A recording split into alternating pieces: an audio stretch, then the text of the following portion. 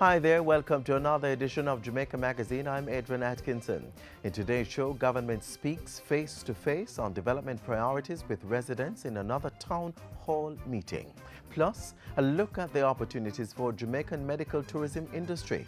Later, in our HealthWise feature, learn about conjunctivitis or pink eye, the cause and symptoms and how you can prevent or treat it. Sit back and relax for these and more to come as we turn the pages of Jamaica Magazine.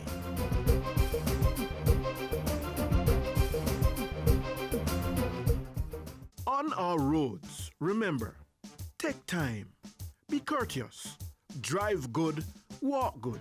Part of keeping our roads safe is ensuring the vehicles we drive are mechanically safe, meeting all roadworthy requirements.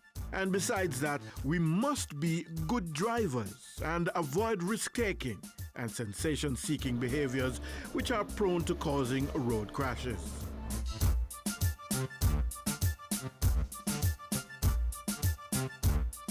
Practicing proper hygiene consistently is very important when it comes to treating and even preventing conjunctivitis or pink eye. Learn more in the upcoming feature.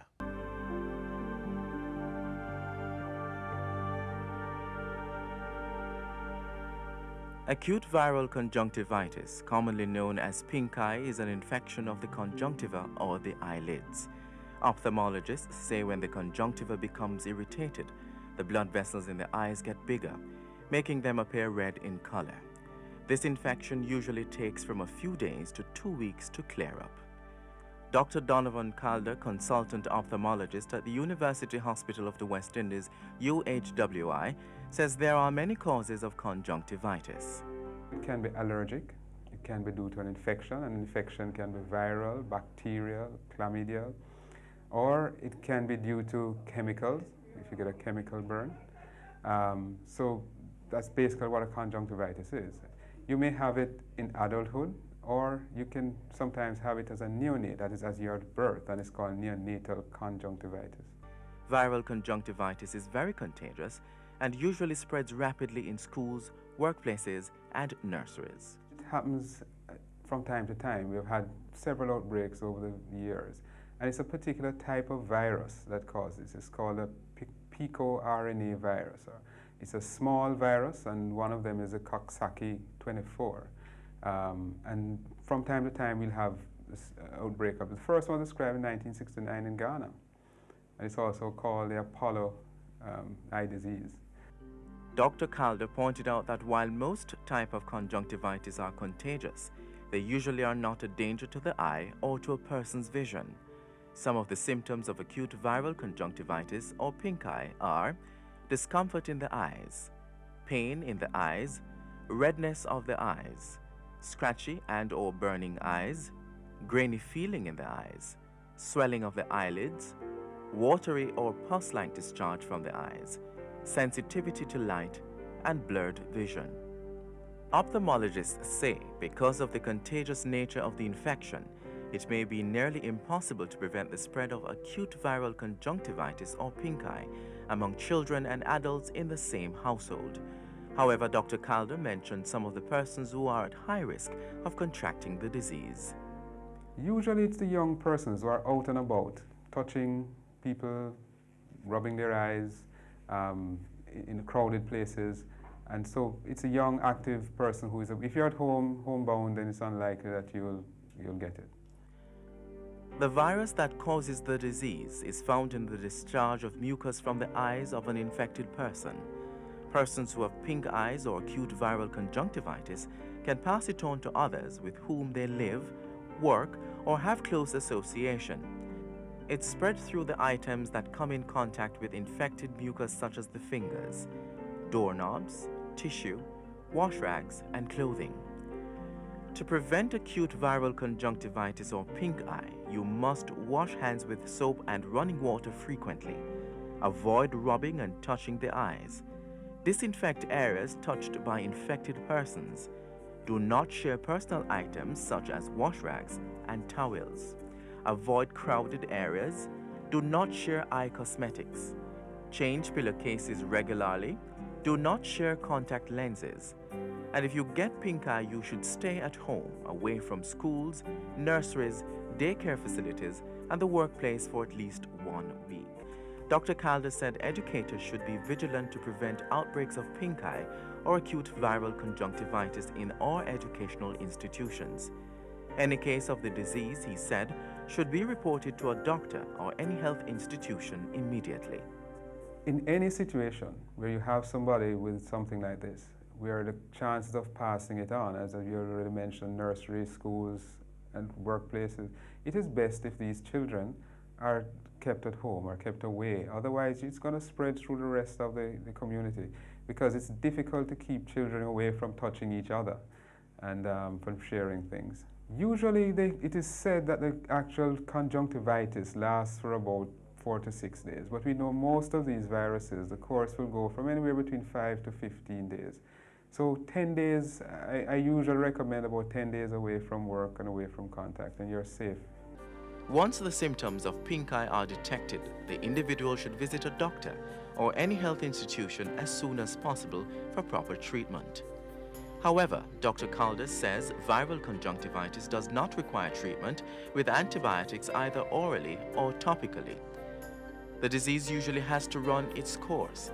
Dr. Calder is advising against the use of home remedies for the treatment of pink eye, which he said may lead to dangerous complications. One can understand people trying that because you may not have ready access because you're busy to a doctor, or you just think it's not severe enough that you should go, but you try something at home to relieve the discomfort. I've already outlined some of the things that you can do. In addition, you can make saline at home. You boil the water for about 10-15 minutes, cool it, and then use a teaspoon of salt or 8 ounces of warm water. So you make a little saline solution. And you can use that to wipe away the mucus and so on from the eyes. Outside of that, if you're going to use drops or prescribed drops, do not use old drops that you've had at home, which may have been prescribed for somebody else, and you have a little bit left and you're going to try some of it because it worked for your son or your daughter or yourself. That's not recommended. Things like lime juice and urine and dew, water, and those, I would not recommend those things, because then you're running the risk of now infecting your eye, which is under stress from this virus with a bacteria, which can now get into the eye and cause severe problems. And I've seen it happen where people have lost both eyes by using things like that. While if you waited for another 6 days or 4 to 6 days, your symptoms will subside. If you have conjunctivitis and your condition does not improve with treatment, revisit your doctor or nearest health facility as soon as possible. The Ministry of Health has taken steps to heighten surveillance, education at clinics, and other health institutions and settings. Reminders are also being sent to physicians on the management of the condition. For further information on acute viral conjunctivitis or pink eye, consult your doctor or any health clinic near you.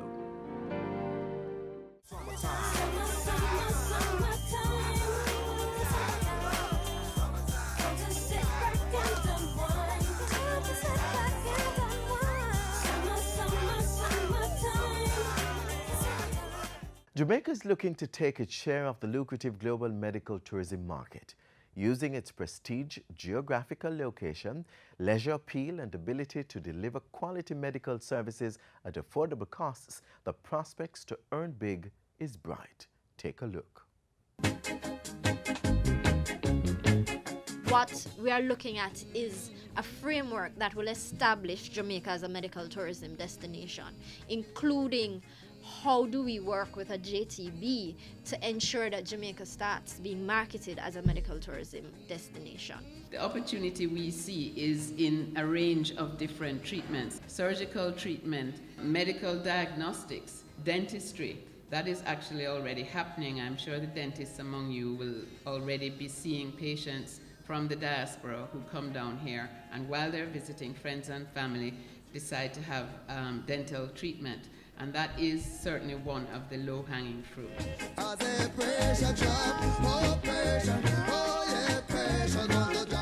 Big abroad in sports, music, food. And the newest kid on the block that has the world looking to jam down is medical tourism. Essentially moving people And typically it's from more developed countries to less developed countries to access healthcare at an affordable cost, but still high in quality. Which is really about people actively traveling to another country to seek medical help or medical treatments. Now, it's not so much about people coming here and while they're here having a treatment. It's really about the whole structure of a travel industry that is set up to promote people traveling overseas. So if you want to have a hip replacement, you actually go to a travel agent in the US, usually, or in the UK or Canada, wherever, and you say, where can I have my hip replacement done? And they'll give you a list of 5 or 6 countries and say, okay, this is what it costs in these countries. So there's a whole superstructure that's set up to promote this. The government has implemented a number of policies to spur growth in this sector. The National Steering Committee on Health and Wellness Tourism, with its secretariat based at JAMPRO, looks at accreditation, regulation, and a marketing framework for the sector. The national standard for spas was developed in conjunction with the Bureau of Standards Jamaica. There's a national quality infrastructure, and the Fiscal Incentives Act, a new fiscal framework introduced in 2014, provides for reduced customs and stamp duties and corporate income tax rates, as well as a list of items that can be brought into the island duty-free. These incentives are available to both recovery hotels and medical and wellness facilities. Global investors have seen the potential for medical tourism in Jamaica. International brand Hospitan built a $2.3 billion state-of-the-art facility in Montego Bay, St. James. Additionally, it's quite the norm to hear of medical missions happening in different parts of the island. The country has been ranked second on the list of most attractive countries for medical tourism based on a 2014 index. So why Jamaica? We already have an international and global presence as a tourism destination. We do have a skilled workforce, excellent doctors, excellent dentists, excellent nurses. Our labor costs here are lower, significantly lower. The proximity to the United States cannot be ignored, and that's a given. Of course, we have our natural resources. So when we talk about wellness tourism, our beaches, our spas that can be developed, advantages, of course, for a place like Jamaica to get engaged in health tourism, definitely good for the workforce, and of course, the foreign exchange. The government will continue to promote and facilitate investment in the very lucrative medical tourism sector. Therefore, health professionals and tourism stakeholders form coalitions to help develop Jamaica as a medical tourism destination. For more on Jamaica's growing medical tourism industry, contact JAMPRO. They're based on Trafalgar Road in New Kingston. Call them at 978-7755 or 978-3337.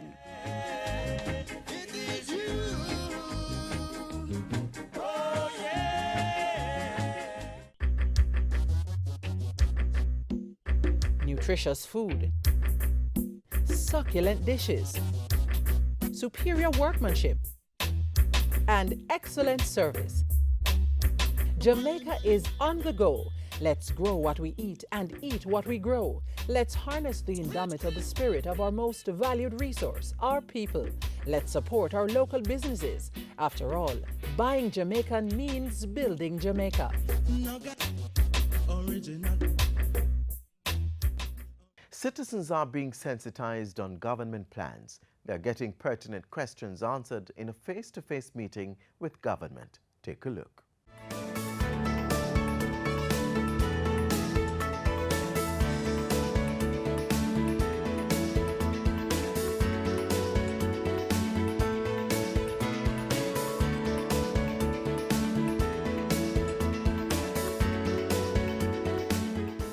For many years, you have been operating without a municipal building in this parish. The circumstances under which you operate leaves a lot to be desired. You can't sit down and reason with the people. You can't administer the affairs of the people of St. Thomas because you are restricted in a bad way. The first building to be constructed on this site will be the new St. Thomas Municipal Building. It is going to be the first of its kind in the English-speaking Caribbean. It is built so that the councillors, so that you, the people of St. Thomas, will have an opportunity to work as one, to work in an environment that is conducive for service delivery. And we're going to be challenging the people of St. Thomas when this building is ready, that you use it and use it to the best of your ability. It is going to be built over a period of time. And I want to assure you that the people of St. Thomas will have the opportunity to decide who will sit in that new building. Because if they don't perform, you know what to do when the time comes. There are a number of issues here in the parish that I want to address quickly. The long-awaited new fire station for Yalas. Later, in the month of August, the contract for the new Yalas Fire Brigade station will be signed. It is a commitment that I made to follow through on, and I am proud to announce that already the work have started to put together the necessary documentations, the drawings, so that in another 2 years, what has been your biggest cry will become a reality. We are also spending an additional $10 million to carry out remedial work on the fire station in Morant Bay, because the men and women who operate there is desperately in need of proper surroundings. So we'll be spending a significant amount on improvement for the station in Morant Bay. We're going to be looking at working mayor and councillors. We're going to be providing some $20 million to renovate the Morant Bay market. We know the damages that you experienced during the last rains that reap havoc in the parish. The Ministry of Local Government will be providing an additional $35 million for road improvement in the parish. We are also paying special attention, Mayor, to shelters. We have identified 6 shelters in the parish of St. Thomas that we are going to be paying special attention to. I want to use this opportunity tonight to beg the people of St. Thomas. When you hear the call, if and when we are faced with any issues during the upcoming hurricane season, I'm begging you, when we call, answer to the call. It is easier. We spend the money to repair the building. It is difficult to repair and to replace lives. I can urge you tonight in this town hall meeting of the commitment of the government to provide the necessary resources to advance local government. We believe in local government. We know that local government is the best form of governance at the local level. I urge the people of St. Thomas to accept the changes that are being made to strengthen local government, let us move forward with one determination, one voice, and that is to advance prosperity with the hope of making lives better for every man and every woman in the parish of St. Thomas.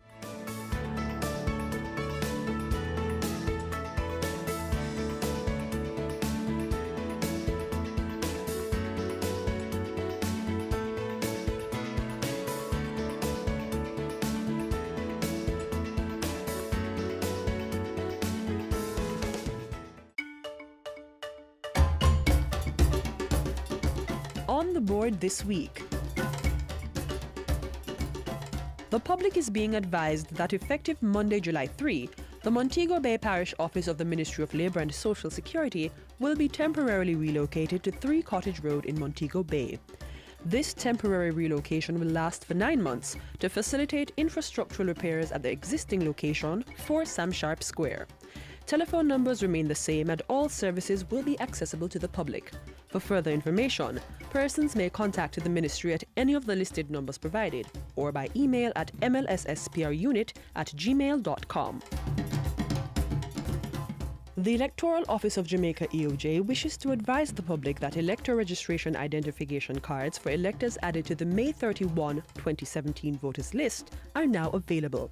ID cards must be collected by electors at their respective EOJ constituency office. All current elector registration ID cards are valid until December 31, 2017.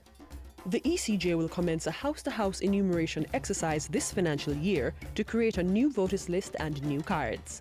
And that's all for our community notices today. Send us your events for broadcast on the JIS Community Notice Board. Call 922-868022 or send an email to cbishop@jis.gov.jm.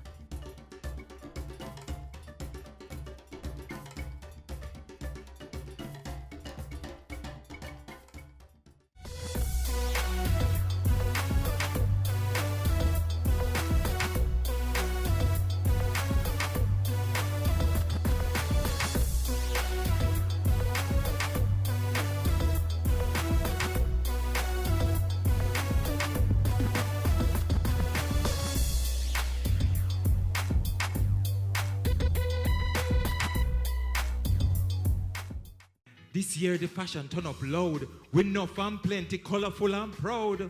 Color up the thing with black, green and gold. Add some red, that's brilliant and bold. Yes man, we're the vibes, it's 55.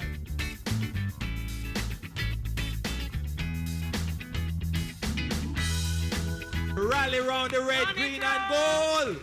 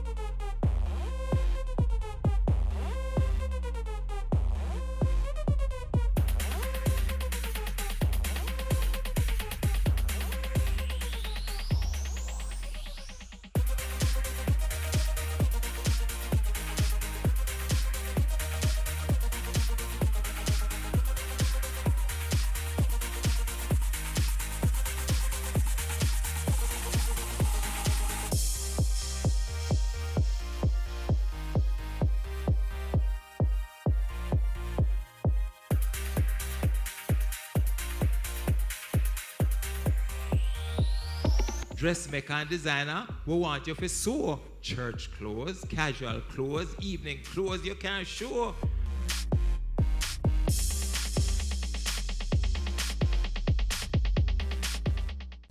Jamaica and the diaspora, working in partnership for the country's growth and development, advancing areas such as education, social services, healthcare and business expansion, contributing billions of dollars in remittances, one of our largest sources of foreign exchange earnings.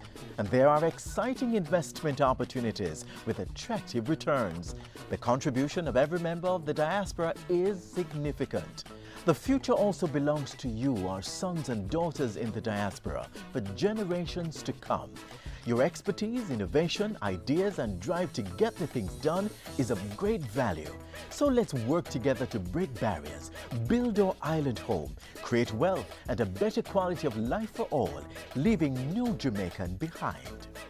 Wherever you are in July 2017, come home.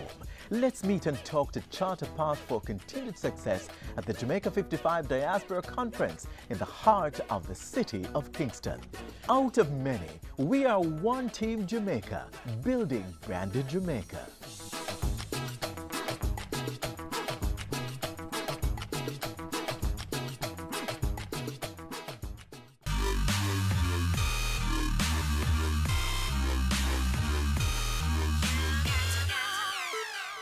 And that brings us to the end of today's edition of Jamaica Magazine. Join us again tomorrow when we'll do this all over again.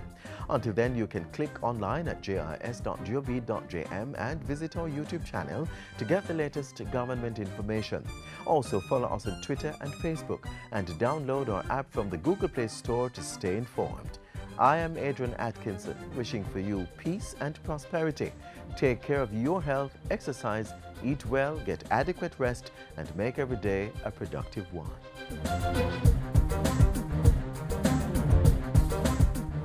This has been a production of the Jamaica Information Service, the voice of Jamaica.